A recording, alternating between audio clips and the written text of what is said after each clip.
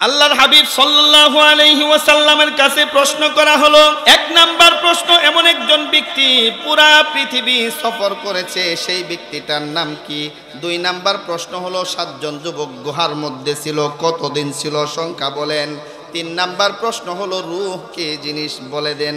আল্লাহর হাবিব সাল্লাল্লাহু আলাইহি ওয়াসাল্লাম বললেন, ও চাচা জানেরা, আমাকে একটু সময় দেন, উত্তর দিব। কেন? আমি তো আল্লাহর নবী, আল্লাহ যতক্ষণ পর্যন্ত জিবরাইলকে আমার কাছে ওহী দিয়ে প্রেরণ না করবেন, আমি নিজের থেকে কোনো উত্তর দিতে পারি না। সুবহানাল্লাহ। মুহাম্মদ হার গজনা গুফতা তা না গুফতা জিবরাইল, জিবরাইল হার গজনা গুফতা তা না গুফতা রব জলিল। আল্লাহর হাবিব ততক্ষণ পর্যন্ত কোনো কথা বলেন নাই যতক্ষণ পর্যন্ত জিবরাইল আল্লাহর হাবিবের কাছে কোনো কথা না শোনাইতেন। জিবরাইল ততক্ষণ পর্যন্ত কোনো কথা বলে নাই যতক্ষণ পর্যন্ত স্বয়ং আল্লাহ জিবরাইলকে না জানাইলেন। তাই তো আল্লাহর হাবিব বললেন, এ চাচা জানেরা, আমি আপনাদের প্রশ্নের উত্তর দিব, আমাকে সময় দিতে হবে 24 ঘন্টা। কয় ঘন্টা? আর একটু জোরে বলেন। 24 ঘন্টা সময় দিতে হবে। বলে দিলাম। কেন 24 ঘন্টা? আপনাদের দিলের মধ্যে প্রশ্ন জাগতে পারে, 24 ঘন্টা নবীজি কেন চাইলেন? জিবরাইল আসতে তো 24 ঘন্টা সময় লাগে না। আজ থেকে 2 বছর আগে আপনাদের এই মাঠের মধ্যে বলে দিয়ে গিয়েছিলাম, জিবরাইল আরশে আজিম থেকে সিদরাতুল মুনতাহা থেকে দুনিয়ার জমিনে আসতে কতক্ষণ সময় লাগে মনে আছে? আপনাদের দিলের মধ্যে প্রশ্ন জাগতে পারে, 24 ঘন্টা সময় কেন চাইলেন নবীজি? একটা মুহূর্তের মধ্যে জিবরাইল দুনিয়ার জমিনে এসে আল্লাহর হাবিবের কাছে উত্তরগুলো জানিয়ে দিতে পারেন, কিন্তু আল্লাহ তাআলার ইচ্ছা হলো ভিন্ন। আল্লাহর হাবিব সাল্লাল্লাহু আলাইহি ওয়াসাল্লাম আবু জাহেল, আবু লাহাব, উতবা, সাইবাকে যখন বলেছিল, ও চাচা জানেরা, আমাকে 24 ঘন্টা সময় দাও, 24 ঘন্টা পর আপনাদের প্রশ্নের উত্তর আমি দিব, আল্লাহর হাবিব সাল্লাল্লাহু আলাইহি ওয়াসাল্লাম ইনশাআল্লাহ বলেন নাই। কি বলেন নাই? আল্লাহর হাবিব ইনশাআল্লাহ বলেন নাই। আল্লাহর হাবিব যদি বলতেন, এই চাচা জানি না, আগামীকাল ইনশাআল্লাহ আমি আপনাদের প্রশ্নের উত্তর দিব, যদি এভাবে বলতেন, আল্লাহ তাআলা অবশ্যই দ্রুত গতিতে প্রশ্নের উত্তর নাজিল করতেন জিবরাইলের মাধ্যমে। আল্লাহর হাবিব ইনশাআল্লাহ না বলার কারণে আল্লাহ তাআলা দীর্ঘ 14 দিন পর্যন্ত নবীজির কাছে ওহী প্রেরণ করে নাই। আল্লাহ তাআলার সঙ্গে আল্লাহর হাবিবের যোগাযোগ বিচ্ছিন্ন। আল্লাহর হাবিব সিজদায় পড়ে কান্না করে, নামাজে কান্না করে। কাফের মুশরিকরা এসে বলে, মদিনার মহিলারা, মক্কাতুল মুকাররমার মহিলারা এসে আম্মাজান খাদিজাতুল কুবরার কাছে বলে, ও খাদিজা, তোমার ঘরে মুহাম্মদের কাছে যে শয়তান আসতো সেই শয়তান বুঝি আসে না? সূরাতুদ দুহা নুজুলের কারণ, আল্লাহ কেন এই সূরাটা নাজিল করলেন, কি কারণে নাজিল করলেন? আল্লাহ তাআলা প্রত্যেকটা আয়াত, প্রত্যেকটা সূরা নাজিলের একটা কারণ আছে, অবতরণের একটা কারণ আছে, একটা মুহূর্ত আছে, একটা প্রেক্ষাপট আছে। আছে কিনা? সূরাতুদ দুহা নাজিলের যে কারণ, প্রেক্ষাপট, আল্লাহর হাবিব সাল্লাল্লাহু আলাইহি ওয়াসাল্লাম নবুয়ত প্রাপ্ত হলেন।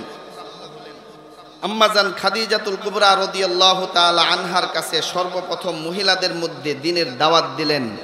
লাব্বাইক ইয়া রাসূলুল্লাহ, লা ইলাহা ইল্লাল্লাহু মুহাম্মাদুর রাসূলুল্লাহ বলে নবীজির ধর্ম গ্রহণ করে ফেললেন। সুবহানাল্লাহ বলেন। ধর্ম গ্রহণ করে ফেললেন। আল্লাহর হাবিব সাল্লাল্লাহু আলাইহি ওয়াসাল্লাম আম্মাজান খাদিজাকে বললেন, এ খাদিজা, তুমি একবারও আমার কাছে প্রশ্ন করলা না আল্লাহকে নবুয়তি দান করলেন সত্য না মিথ্যা?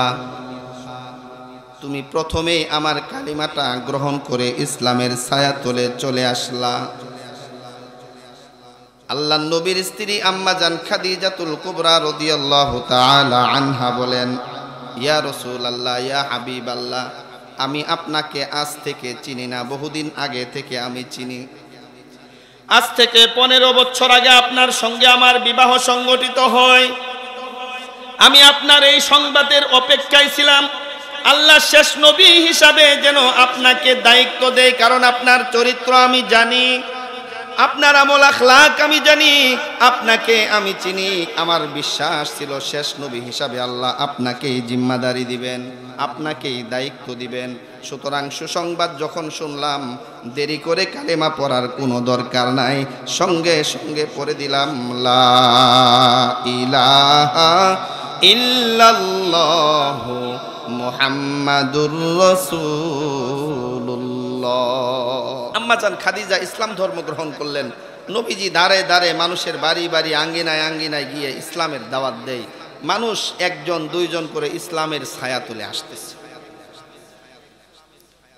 নবীজি চিন্তা করলেন, শুধু মক্কাতেই দাওয়াত দিতেছি, বহিরাগত রাষ্ট্রেও দাওয়াত দেওয়ার দরকার আছে না নাই?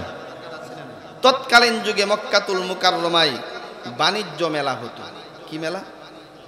বাণিজ্য মেলা বর্তমান আমাদের দেশেও আছে না নাই? কথা বলেন, আছে না নাই? আছে। বাণিজ্য মেলার মধ্যে ভিড় বেশি হয় না কম হয়? মহিলা আলাদা পুরুষ আলাদা না সবাই একসাথে? সবাই একসাথে। শুধু দেশের লোকই আসে না বিদেশ থেকেও লোক আসে? হ্যাঁ, যদি বাণিজ্য মেলাটা ওইরকম জাকজমট হয় তো বিদেশ থেকেও লোক আসে দেখার জন্যে, ক্রয় করার জন্যে, বিক্রয় করার জন্যে। আসে কি আসে না? মক্কাতুল মুকাররমায় তৎকালীন যুগে যে বাণিজ্য মেলা হতো, সেখানেও বাহিরের রাষ্ট্র থেকে লোকজন আসতো, অনেক লোকের সমাগম হইতো।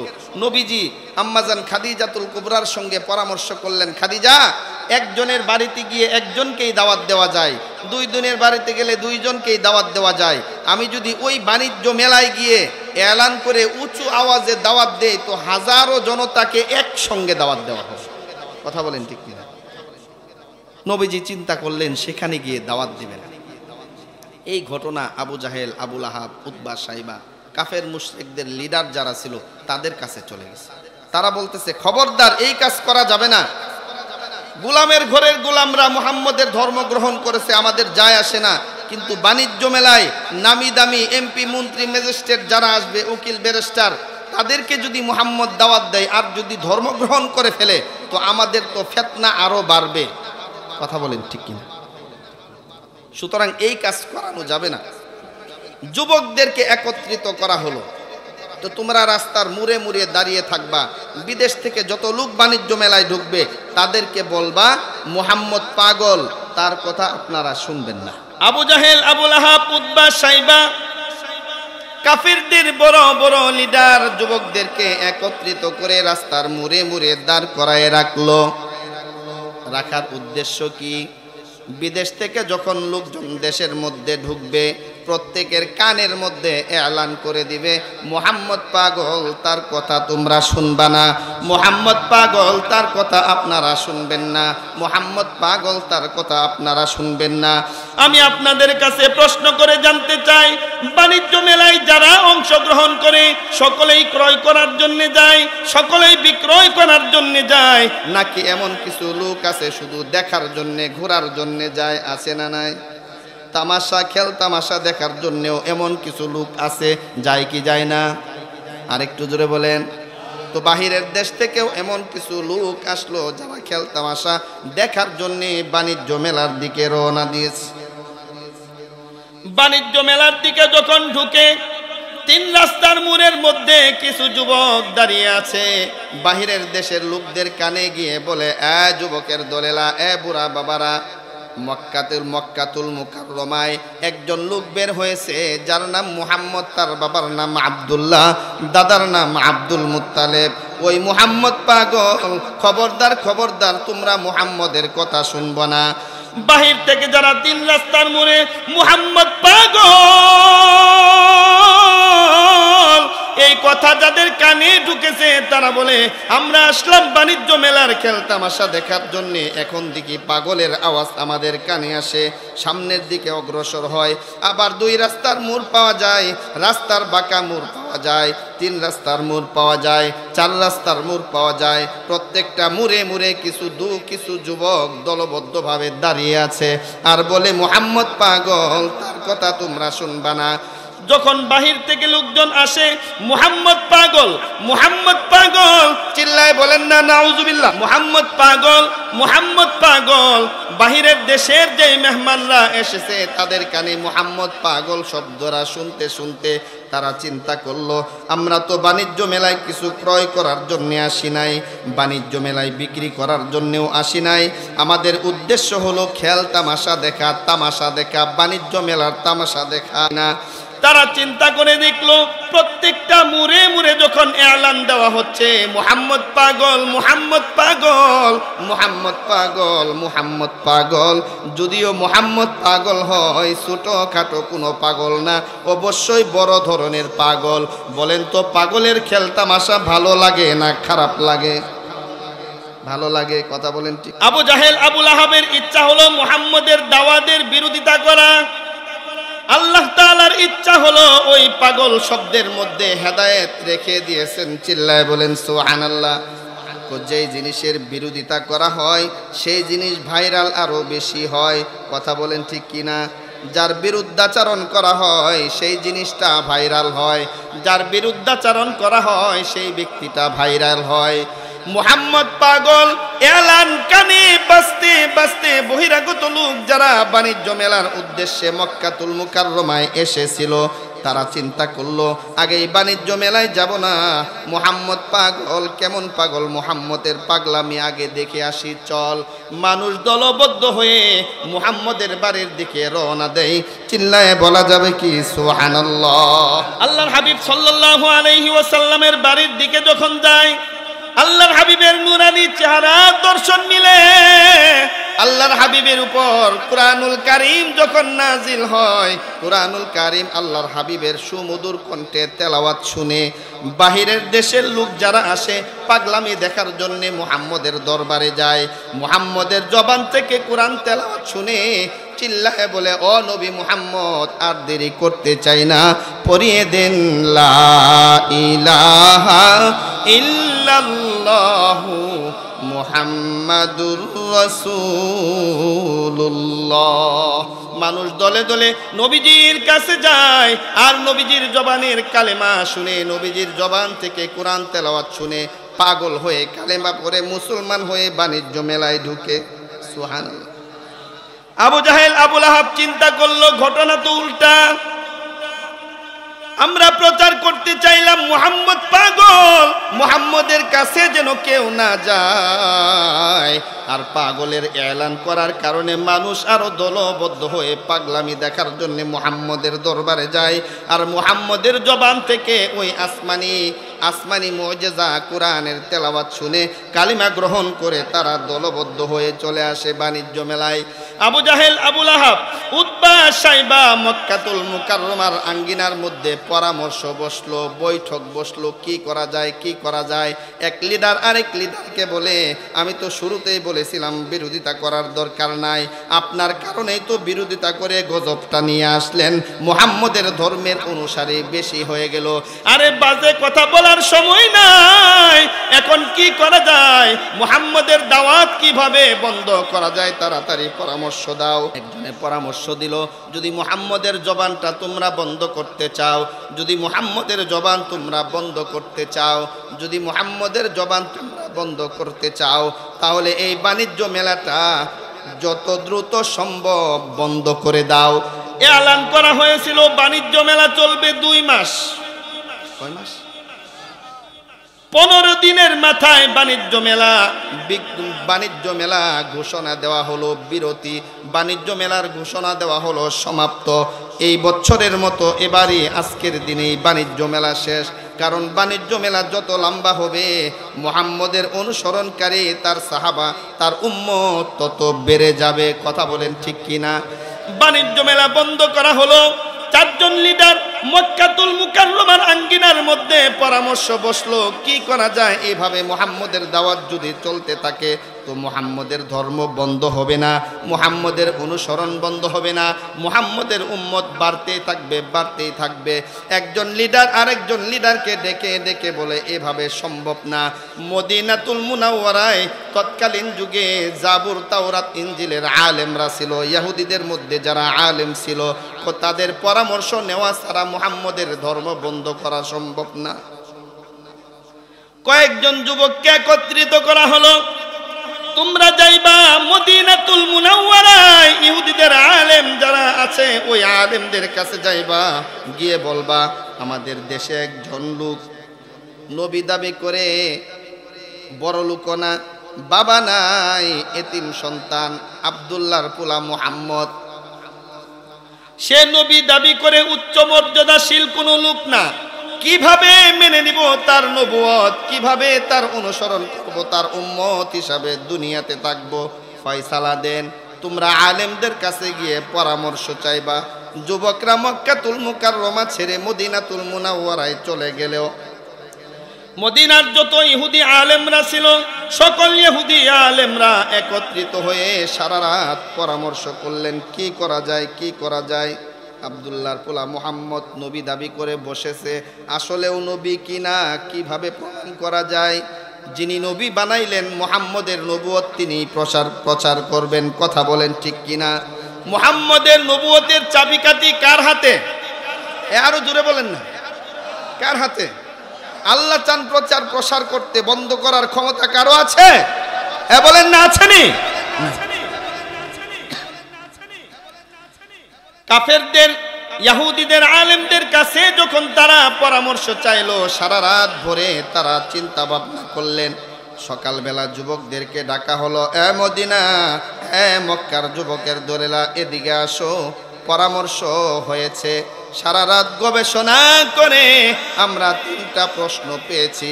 আব্দুল্লাহর পোলা মুহাম্মদের কাছে গিয়ে প্রশ্ন 3টা করবা। ইহুদিদের আলেমরা পরামর্শ করার পর সারা রাত গবেষণা করে 3টা প্রশ্ন বের করেছে। মক্কার যুবকদেরকে ডাকা হলো, এ মক্কার যুবকেরা এদিকে আসো।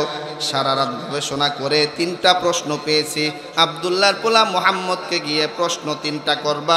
আব্দুল্লাহর পোলা মুহাম্মদ যদি প্রশ্ন 3টার উত্তর দিতে পারে, মনে করবা মুহাম্মদ সাধারণ কোনো লোক নয়, মুহাম্মদ আল্লাহর নবী, এতে কোনো সন্দেহ নাই। আল্লাহু আকবার। প্রশ্ন কয়টা? প্রশ্ন কয়টা?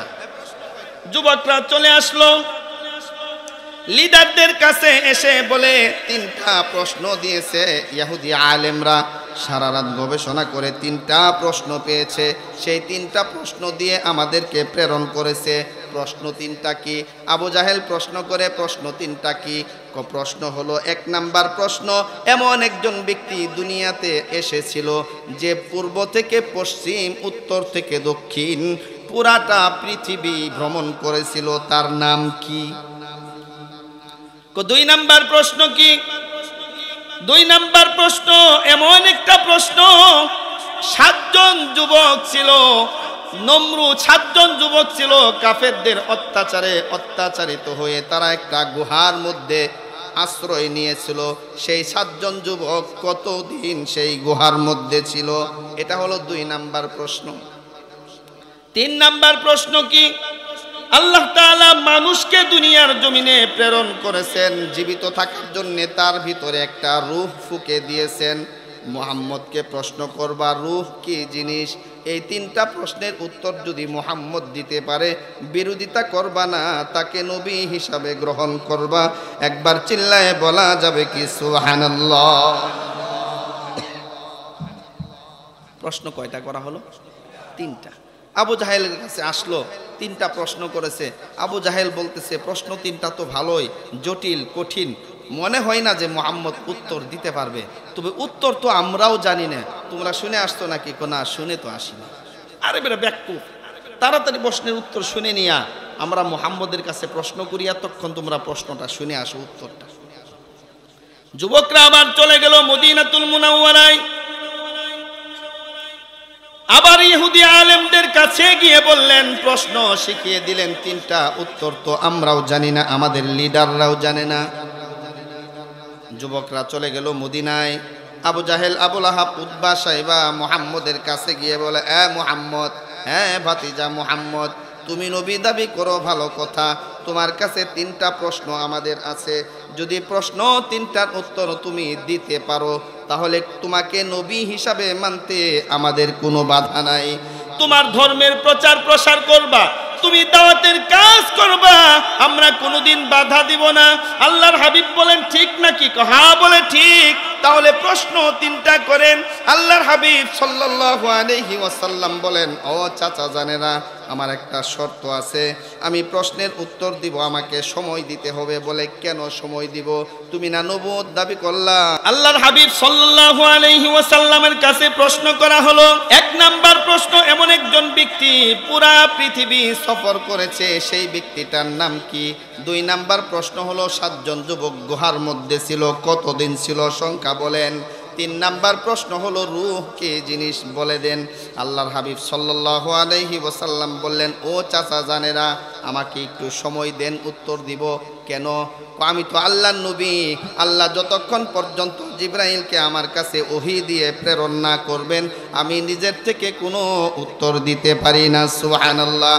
মুহাম্মদ হার গেজনা গুফতা তা না গুফতা জিবরাইল, জিবরাইল হার গেজনা গুফতা তা না গুফতা রব জলিল।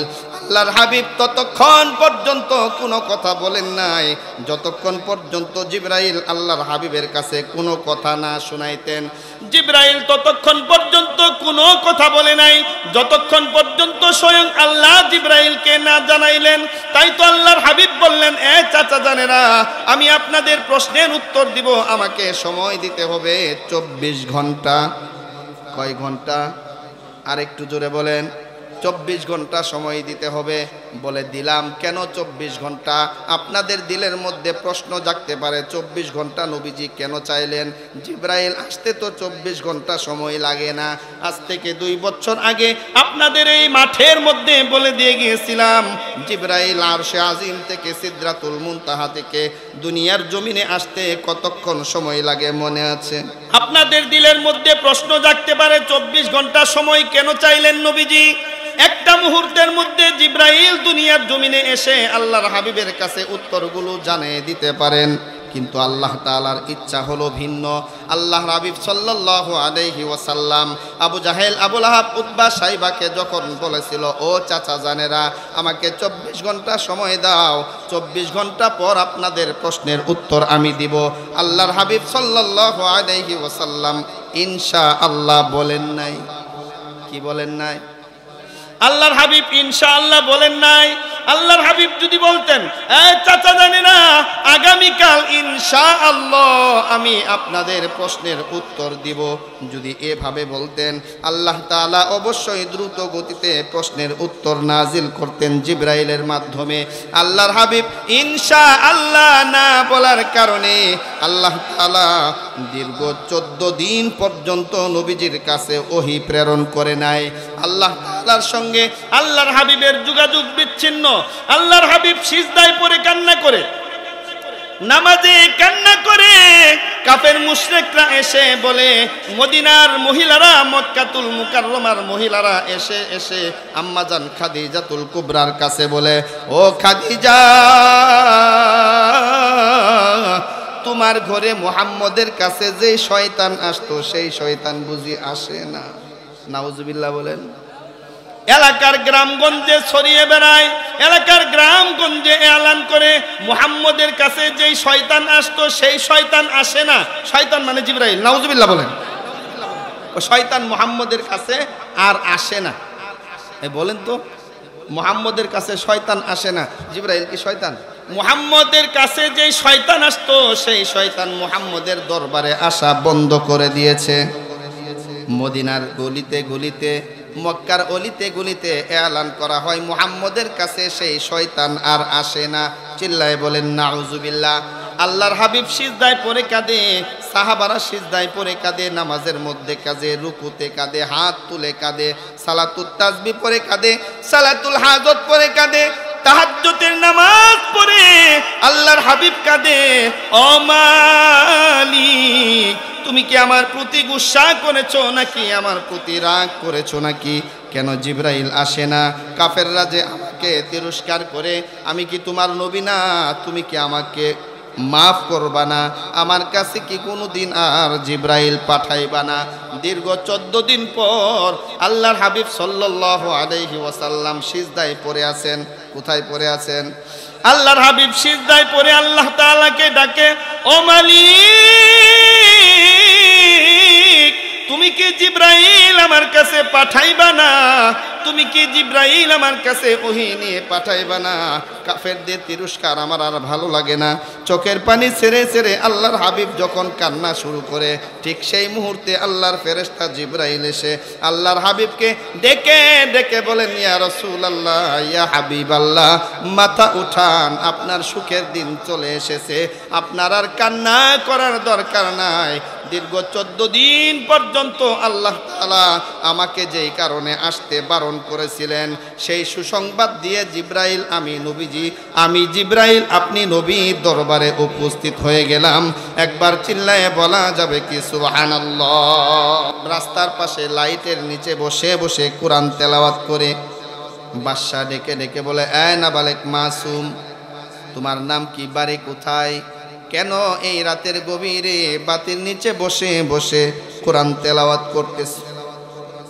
বাচ্চাটা ডেকে ডেকে বলে, আঙ্কেল, আমার বাবা নাই, আমি এতিম সন্তান, মা আমাকে মাদ্রাসায় ভর্তি করেছে, হারিকেন কিনে দেওয়ার মতো টাকা নাই।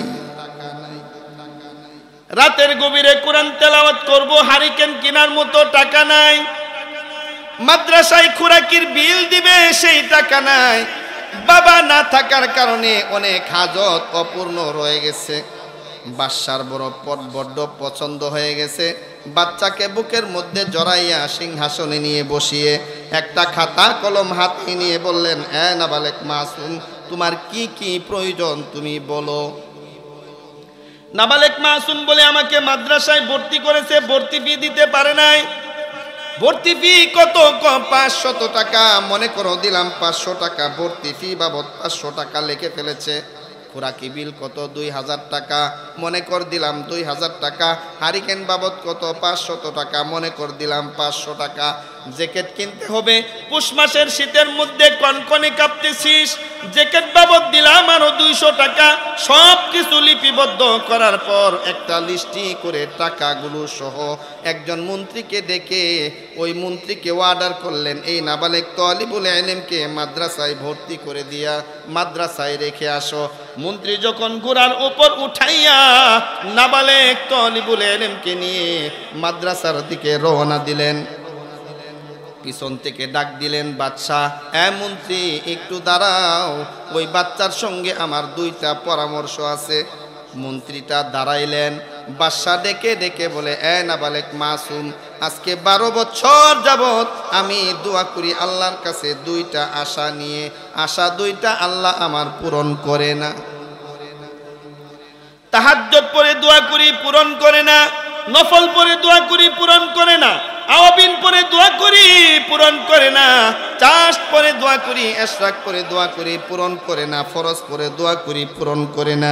আমার দিল বলে, তুমি যদি আল্লাহ তাআলাকে একবার বলো তোমার কোনো গুনাহ নাই, বেগুনা মাসুম বান্দা তুমি যদি একবার আল্লাহ তাআলাকে ডেকে ডেকে বলো, আমার দিল বলে তোমার দুয়ার উসিলায় 12 বছরের 2টা আশা বুঝি আল্লাহ আমার পূরণ করে দিবে। আশা 2টাকে আঙ্কেল বলেন, না বলা যাবে না। না আঙ্কেল বলেন, নাম ধরে যদি আল্লাহ তাআলার কাছে দরখাস্ত করি, দোয়া করি, আল্লাহ অবশ্যই কবুল করবেন। তাহলে শুনো আমার আশা 2টা কি। আমার 1 নাম্বার আশা, আল্লাহ তাআলা দুনিয়ার জমিনে যেই নবীকে সৃষ্টি না করলে আল্লাহ কুল কায়নাত সৃষ্টি করতো না।